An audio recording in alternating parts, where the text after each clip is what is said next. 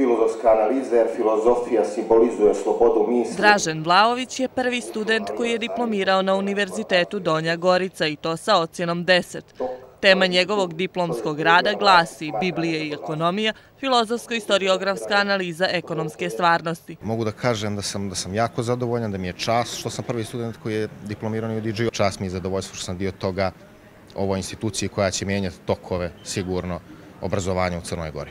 Dekan Fakulteta za međunarodnu ekonomiju, financije i biznis, ujedno i mentor prvog diplomca, profesor dr. Veselin Vukotić, kaže da je ta generacija specifična ne samo po tome što je prva, nego i po ambicioznosti i radu.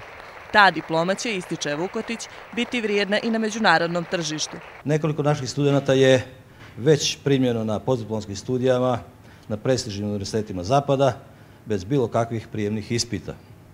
Više od polovine onih koji će danas ili u septembru diplomirati već imao posao ili ponudu za posao. Do jeseni, pored Dražana, na UDG-u će diplomirati još oko 80 studenta koji završavaju osnovne studije.